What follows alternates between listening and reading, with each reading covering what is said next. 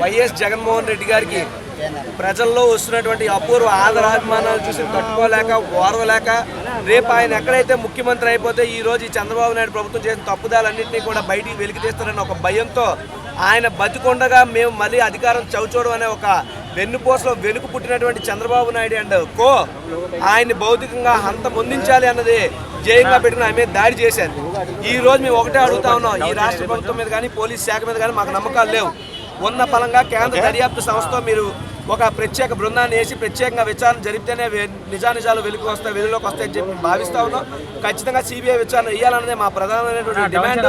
దానితో పాటు కూడా నిందితుడు ఎవరైతే ఉన్నారో ఆ కుర్రాన్ని కూడా ఇమీడియట్గా మీరు మీడియా ముందు ప్రవేశపెట్టండి. వాడు మీ అభిమానా లేక మా అభిమానా వాడి నోటితోనే వాడే చెప్తాడు. వాడి జోబులో 11 పేజీలు లేఖ ఎలా వచ్చింది? మేము దాడి జరిగిన సమయంలో వాడి జోబులో ఏ లేఖ లేవు, కానీ మీరు 11 పేజీలు లేఖ వచ్చిందన్నారు. 11 పేజీల లేఖలో 2 పేజీలు ఆడితో చెప్పించండి మీడియా ముందు పెట్టి, రేపో మాపో మీకు చేతనైతే.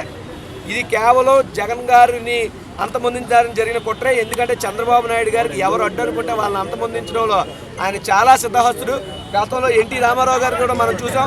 మానసికంగా కూడా ఆయన ఎన్టీ రామారావు గారు చనిపోయినప్పుడు కనీసం ఆయన శవానికి పంచనామా కూడా జరగకుండా చంద్రబాబు నాయుడు కుట్రలో భాగంగానే ఎన్టీ రామారావు గారిని ఆనాడు అంతమొందించారు. ఈనాడు జగన్మోహన్ రెడ్డి గారిని కూడా అలాగే అంతమొందించుదాం అనుకున్నారు. కానీ ఖచ్చితంగా జగన్మోహన్ రెడ్డి గారికి ప్రజలు దైవాశీస్సులు, రాజశేఖర రెడ్డి గారి ఆశీస్సులు చిత్తశుద్ధి ఆయనకి శ్రీరామ రక్షలా ఉండబట్టి ఈరోజు ఆయనకు మాకు మిగిలాడని చెప్పి భావిస్తూ చంద్రబాబు నాయుడు ప్రభుత్వాన్ని కూడా తీవ్రంగా మేము ఖండిస్తూ కేంద్రం ఉన్న పరంగా సిబిఐ విచారణ వేయాలని, లేకపోతే ఎక్కడ రాష్ట్రంలో ఉపేక్షించే పరిస్థితి ఉందని చెప్పి సందర్భంగా హెచ్చరిస్తా ఉన్నాం.